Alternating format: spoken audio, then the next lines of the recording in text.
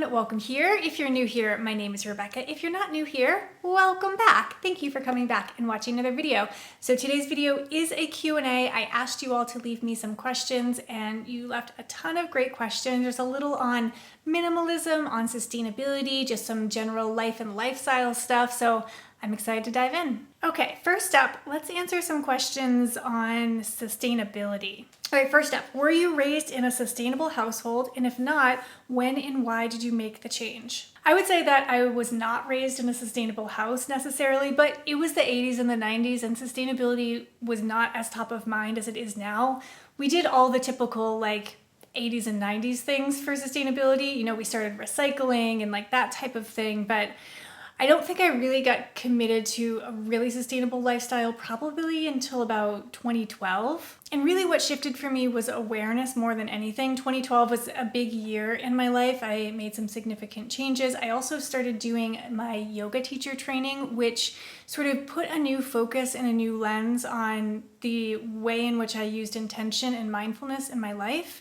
And that started to extend to all different parts of my life, including how to be more sustainable. So I would say that's kind of what made the shift initially. And I would say just over time, over that past 10 years, I've adopted more and more practices as I've learned more and more. Next up, how are you sustainable while having a pet? Great question. I'm actually making an entire video about minimalism and sustainability while having a dog, so that is coming soon. But in the meantime, I'll just say I sort of apply all the same principles to my life as I do for caring for a pet. So, we are very minimal in what we have for her in terms of, we have one leash and one collar and just a handful of toys that all sort of serve a different purpose in terms of stimulation and that kind of thing. And we shop sustainably for all of those things. So I look for sustainable options the same way I look for sustainable options for myself. And so if you're interested in learning the particular products that I use or how many toys we have and all that kind of stuff, subscribe because there's a video coming soon. All right, next up, how do you research truly sustainable companies? That's a great question. I think it takes a lot of work, but I think if you're just starting out, there's two really great and accessible things that you can do. The first is to use a website that's almost like an aggregate for sustainable products. So a good example of this is Earth Hero. So I know Earth Hero and what they adhere to in terms of their sustainability standards, and it's something that I very much align with. They're also very transparent about everything on the website, so you can do a lot of the research through Earth Hero. So it takes away some of the guesswork in terms of starting to find those brands that you align with and things that you know are truly sustainable and not just kind of greenwashed. The other thing that I like to do is get recommendations from other people who have already done some of the legwork or that I trust. Watching other sustainable YouTubers, podcasts, asking for recommendations from friends who I know do a lot of due diligence on this type of thing. Personal recommendations can be probably one of the greatest ways to do it, and that's one of the reasons why I do some of those minimal sustainable haul videos, because it can take a lot of the guesswork out of it and really start to spread some of those brands and companies who I feel like are doing either a really great job or a not so great job. All right, let's do one more sustainability question. All right, when you solo drive coast to coast, what are things you do to make your trip sustainable? So twice a year I drive across the country because we spend the summer months on the East Coast, the rest of the year on the West Coast of the United States. So I recognize that that amount of travel is not the most sustainable thing that I could do. The most sustainable thing that I could do would be to travel as little as possible and use as little fossil fuels as possible. But I also need to balance my own life and happiness. And I do a lot in my life to reduce my carbon footprint overall, but travel is something that brings me a lot of joy and a lot of happiness and something that I want to find sustainable ways to incorporate in my life. I don't have an electric car. I'm hoping to have an electric car someday. But in the meantime, I like to do other things to make my trip sustainable. The first thing I do is always pack my own food. I stop at grocery stores rather than stopping at restaurants or get takeout food. It's just a lot less waste that goes into that. I also like to try and stay in more sustainable Airbnbs instead of going to large chain hotels. This time on the way back, I stopped in New Mexico and stayed in a little Airbnb that was completely off-grid. All of their water was from rainwater capture. So I think there's some small things you can do to support sustainable businesses if you're traveling that amount. I've also started to look into purchasing carbon offsets, but I haven't been able to do enough research to really understand if that is a worthwhile thing to be doing with my money, if that actually makes an impact.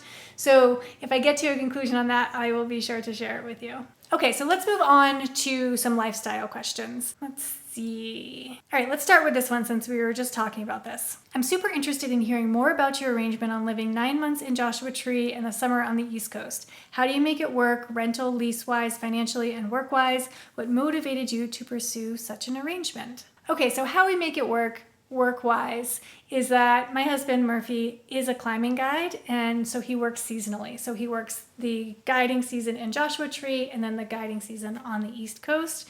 So it actually works out really nicely, and it's kind of what spurred this arrangement for us anyways. And how I make it work is that I work remotely, so I can work from anywhere. It doesn't really matter where I am. I do work for an East Coast based company. So being there during the summer allows me to pop into the office a few times, get to meet my coworkers in person, all of that. So it actually aligns really nicely with both of our work lives. So how we make it work financially is a little bit more tricky. It takes a lot of planning. First of all, because it costs a lot of money, especially this past year, to drive 2 cars across the country. So we have to plan and save for that. Actually, leave your guesses in the comments down below.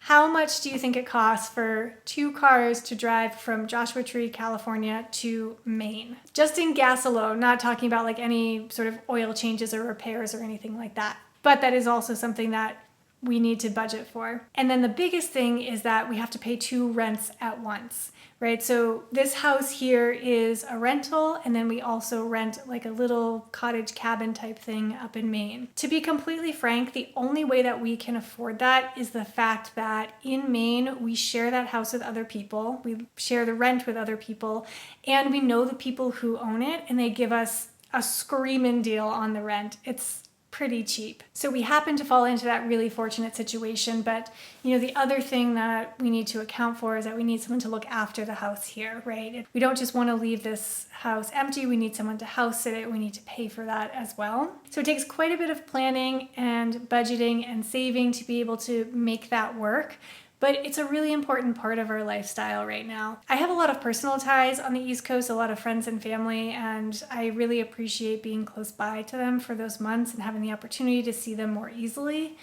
But the change in scenery and the change in location is also really important to me. One of the things that I find is that I gain a real appreciation for each location, right? So when I'm getting to my end of my time in Joshua Tree, like right before we're about to leave for the East Coast, I get really excited for sort of the green and the lush and the ocean and the saltiness and the humidity. And then especially this year at the end of my time in Maine, I get really excited to come back to the warmth and the community that I have here and the mountains and the landscape and all the great things that the desert has too. So it keeps me really in love with my life and really in love with the locations that I'm in.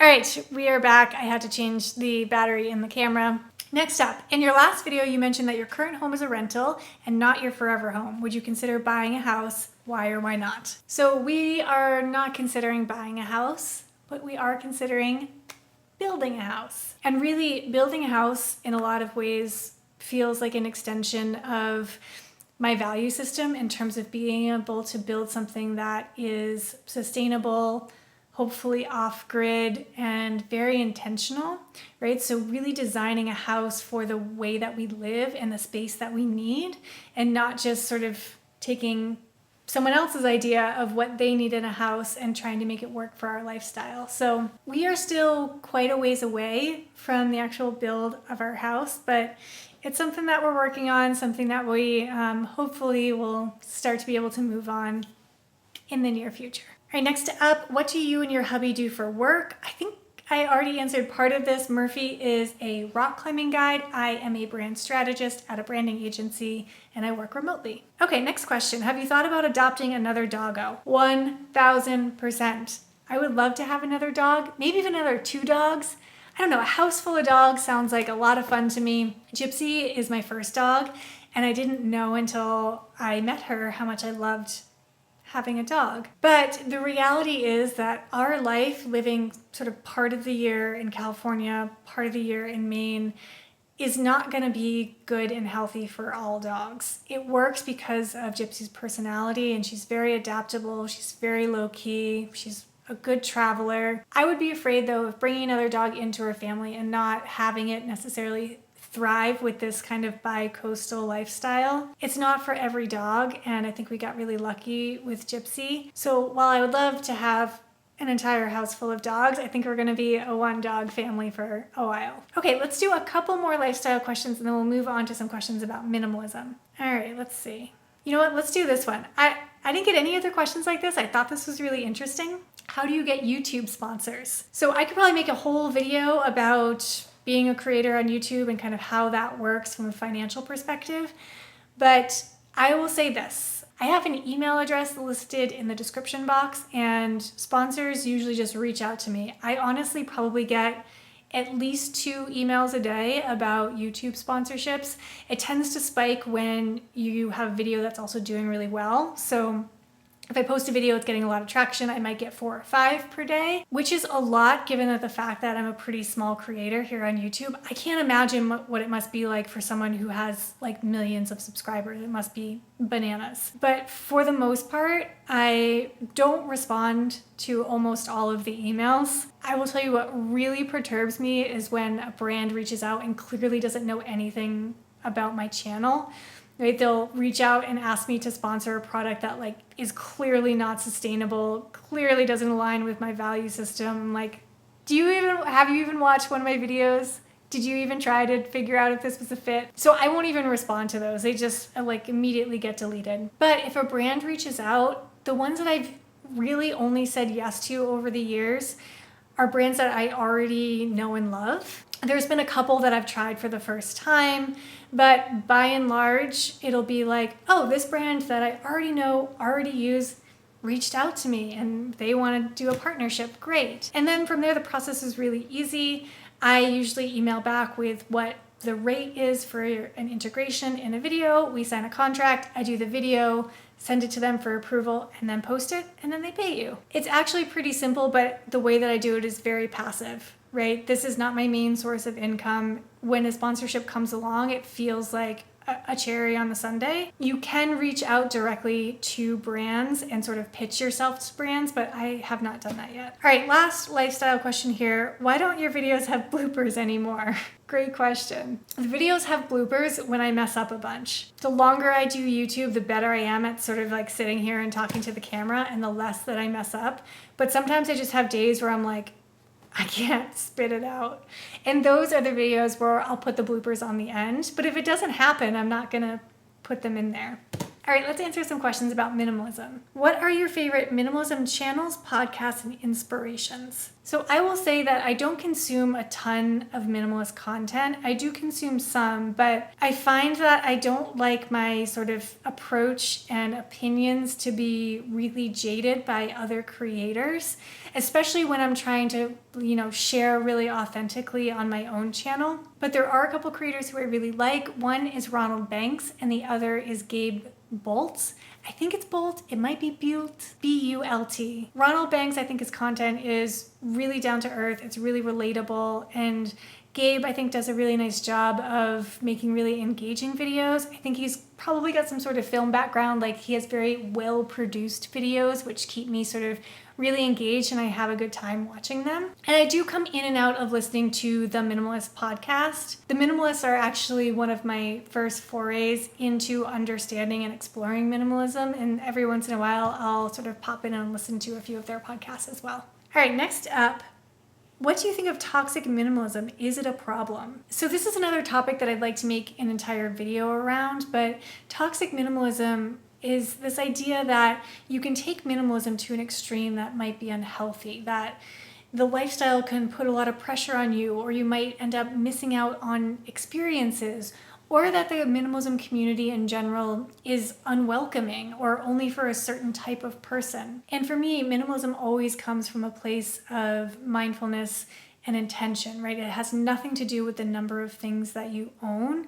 It has everything to do with making sure that the things in your life sort of add value and make your life more full of joy and love. And I do think that there are certain content creators out there, certain factions of minimalism that say you only get to have this many things, you must own less than 200 things. And I do think that that can border on toxic. But I'd love to hear from you if this is a topic that you want me to unpack a little bit more, talk a little bit about more.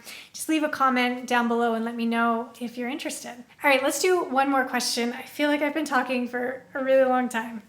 So let's end with this. Are you still a minimalist? Interesting question. I wish this person wrote more, like why they were asking this. I will say this. At this point in our lives, I feel like we own a lot more than we have at other points in our life, like when we lived in a van, for instance. But I would absolutely still call myself a minimalist. But it's just like I was saying when I was talking about toxic minimalism, it has nothing to do with the amount of things that we own. I still feel really intentional with everything that I bring into my life. And I'm constantly reevaluating all of my things. I'm decluttering and going through things and purging things all of the time. And I do think that minimalism has a tendency to sort of go like this, right? It kind of is up and down in terms of the number of things that feel appropriate for different seasons of your life. And I do feel like there's a little bit more abundance in this season of my life, but definitely still a minimalist. All right, that's it for today's video. Thank you to everybody who contributed to a question. I got to as many as I could. Please make sure to subscribe if you haven't already, and I will see you next time. Bye, everyone.